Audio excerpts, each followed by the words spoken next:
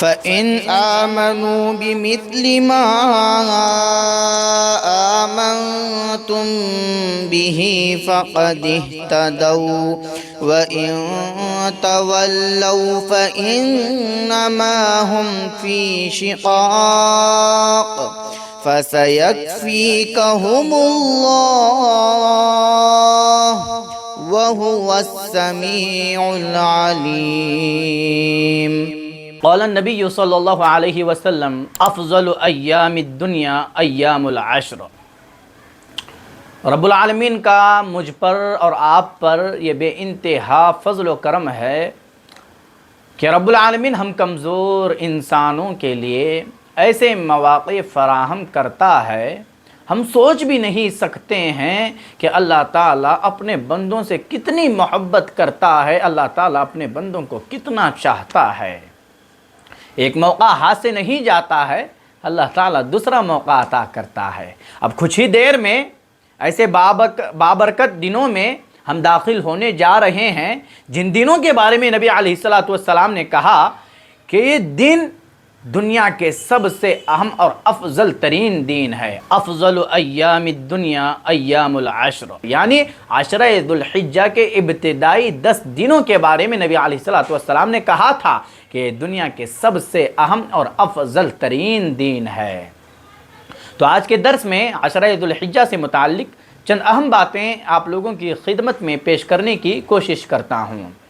سب سے پہلی بات یہ ہے کہ مجھ پر اور آپ پر رب العالمین کا فضل و کرم نہیں تو اور کیا ہے کہ رب العالمین بعض گھڑیوں کو، بعض اوقات کو، بعض ایام کو، بعض مہینوں کو، بعض مقامات کو ایک دوسرے پر فضیلت دیتا ہے تاکہ اس کے مسلمان بندے ان فضیلت والے لمحات میں، ان فضیلت والی گھڑیوں میں، ان فضیلت والے اوقات میں، ان فضیلت والے ایام میں، ان فضیلت والے مہینوں میں، ان فضیلت والے مقامات میں زیادہ سے زیادہ نیکیاں کرنے اور رب العالمین کے اجر و ثواب کو حاصل کرنے اور رب العالمین کے عظیم الشان انعام و اکرام کو حاصل کرنے کے لیے ایک دوسرے سے مسابقت کا جذبہ اپنے اندر پیدا کریں.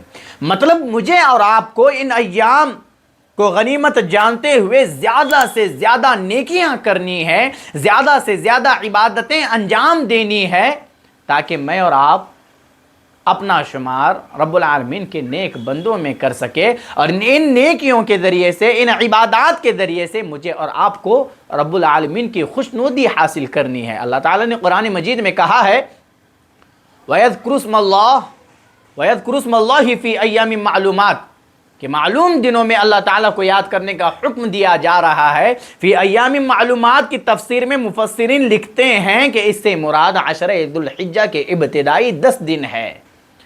اور اللہ تعالیٰ نے کہا وَاذْكُرُوا اللَّهَ فِي أَيَّامٍ مَعْدُودَاتٍ، معدود دنوں میں اللہ تعالیٰ کو یاد کرنے کا حکم دیا جا رہا ہے. فی ایام معدودات سے مراد یہاں پر ایام تشریق ہے، یعنی عشرہ ذو الحجہ کی 11، 12 اور 13ویں تاریخ ہے.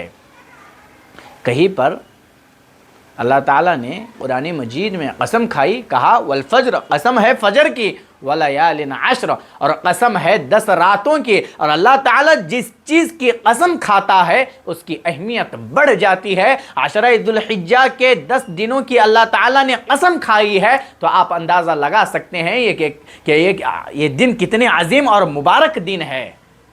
اب احادیث مبارکہ کا مطالعہ کریں. عشرہ ذو الحجہ کی فضیلت میں جو احادیث وارد ہوئی ہیں ان فضیلت والی احادیث میں جو الفاظ بیان کیے گئے ہیں ان الفاظ پر اگر آپ غور کریں گے تو آپ اندازہ لگا سکتے ہیں عشرہ ذو الحجہ کی اہمیت، عظمت اور فضیلت کا. کہیں پر احب الی اللہ کہا گیا ہے کہ اللہ تعالیٰ کو سب سے محبوب عمل، تو کہیں پر افضل عند اللہ کہا ہے کہ اللہ کے نزدیک سب سے زیادہ فضیلت کے حامل اعمال، تو کہیں پر ازکا عمل کہا گیا ہے کہ سب سے زیادہ پاکیزہ عمل، تو کہیں پر اعظم اجرا، سب سے زیادہ اجر و ثواب کا حامل عمل کہا گیا ہے. تو کہیں پر وللجہاد فی سبیل اللہ، یعنی ان ایام میں، ان دنوں میں جو نیک اعمال کیے جاتے ہیں ان نیک اعمال کے مقابلے میں اللہ کے راستے میں جہاد کرنا یہ افضل اور محبوب نہیں ہے.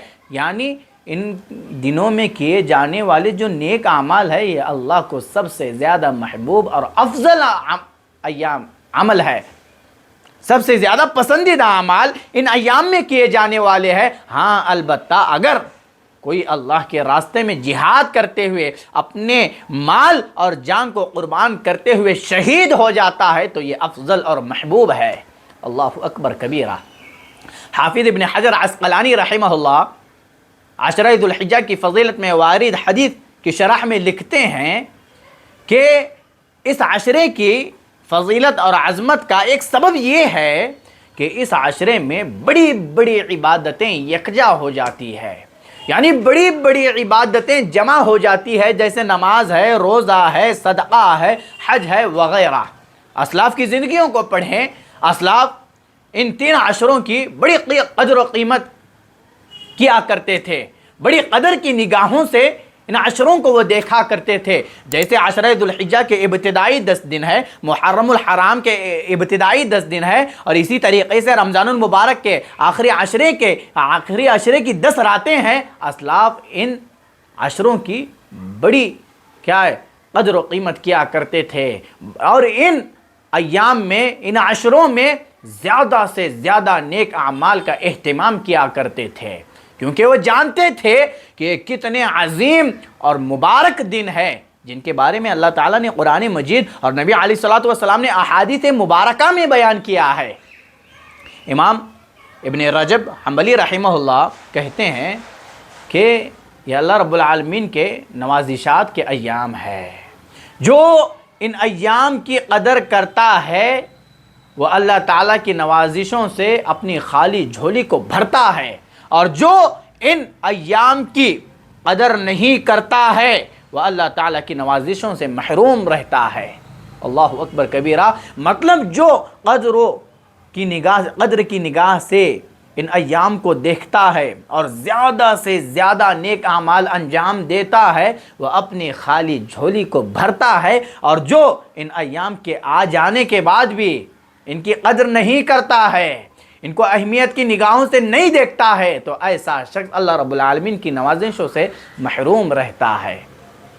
اور یہاں پر ایک اور بات بتا دوں کہ امام ابن تیمیہ رحمہ اللہ کہتے ہیں کہ دین کے اعتبار سے عشرہ ذو الحجہ کے جو ابتدائی 10 دن ہے یہ بڑی اہمیت کے حامل ہے، اور رات کے اعتبار سے رمضان المبارک کی آخری راتیں یہ بہت ہی اہمیت کی حامل ہے، کیونکہ ان 10 راتوں میں ایک رات لیلۃ القدر کی بھی رات ہے۔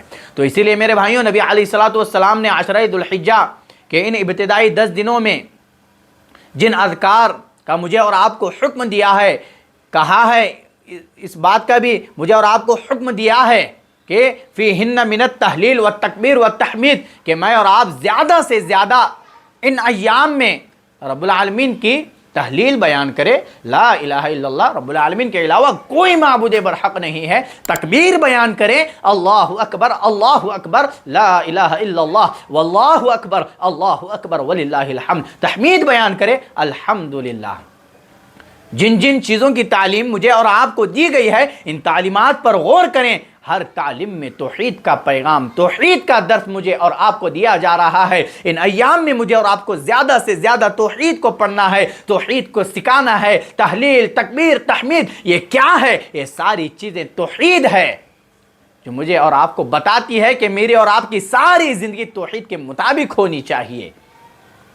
اور عشرہ ذو الحجہ میں عرفہ کا روزہ، جس کے بارے میں نبی علیہ الصلوۃ والسلام نے کہا سیام یوم عرفہ احتسب ان یکفر السنۃ التي قبلہ والسنۃ التي بعدہ، عرفہ کا روزہ یہ غیر حاجیوں کے لیے بڑی اہمیت کا حامل ہے۔ جو عرفہ کا روزہ رکھتا ہے اس کے پچھلے اور اگلے 2 سال کے گناہ معاف کر دیے جاتے ہیں، صغیرہ گناہ معاف کر دیے جاتے ہیں۔ علماء لکھتے ہیں کبیرہ گناہوں کے لیے توبہ شرط ہے۔ میرے بھائیوں، ایسے تو میری اور آپ کی زندگیاں چھوٹے بڑے گناہوں سے بھری ہوئی ہے۔ یہ مواقع اللہ مجھے اور آپ کو دے رہا ہے، میں اور آپ ان کو غنیمت جانتے ہوئے سچی پکی توبہ اللہ سے کریں گے، اللہ تعالیٰ معاف کرے گا اور ہمارا شمار اپنے نیک بندوں میں فرمائے گا۔ اسی لیے میرے بھائیوں، زیادہ سے زیادہ نیک اعمال کو انجام دینے کی کوشش کرے، قرآن مجید کی تلاوت کرے، استغفار کرے، توبہ کرے، اللہ تعالیٰ سے تطوعات کا اہتمام کرے، صدقہ و خیرات کا اہتمام کرے، ان تمام نیک اعمال کا کثرت کے ساتھ اہتمام کریں، کیونکہ یہ ایام زیادہ سے زیادہ اعمال صالحہ کو انجام دینے کے ایام ہے۔ ان ایام کی اگر میں اور آپ قدر نہیں کریں گے تو یاد رکھیں میں اور آپ اپنی جھولی کو اللہ تعالیٰ کی نوازشوں سے محروم رکھیں گے، اور میں اور آپ اپنا شمار اللہ تعالیٰ کے مجرم بندوں میں کریں گے۔ اسی لیے ضرورت ہے کہ ان ایام کی قدر ہونی چاہیے، قدر کی نگاہوں سے ان ایام کو دیکھنا چاہیے، اور زیادہ سے زیادہ نیک اعمال کر کے مجھے اور آپ کو اللہ تعالیٰ کی نوازشوں سے اپنی خالی جھولیوں کو بھرنا ہے۔ اور عرفہ کے دن نبی علیہ الصلوۃ والسلام نے جس دعا کا اہتمام کرنے کا حکم دیا ہے میرے بھائیوں، اس دعا کو پڑھیے، لا الہ الا اللہ وحدہ لا شریک لہ لہ الملک و لہ الحمد وہو علی کل شیء قدیر۔ شروع سے آخر تک میرے بھائیوں سارا کا سارا توحید کا پیغام ہے۔ اللہ کے سوا کوئی معبود برحق نہیں ہے، اس کا کوئی شریک نہیں ہے، اسی کے لیے تعریف ہے، اور وہ ہر چیز پر قادر ہے۔ تو یہ 10 ایام بہت ہی مبارک ایام ہیں۔ ان ایام میں مجھے اور آپ کو زیادہ سے زیادہ نیک اعمال انجام دینے ہیں، صدقہ، خیرات، تلاوت قرآن، ان چیزوں کا اہتمام کریں، اور اللہ تعالیٰ سے ہم دعا کرتے ہیں کہ جو کچھ باتیں کہی گئی ہے اللہ تعالیٰ مجھے اور آپ کو ان باتوں پر عمل کرنے والا بنائے۔ آمین۔ وآخر دعوانا ان الحمد للہ رب العالمین۔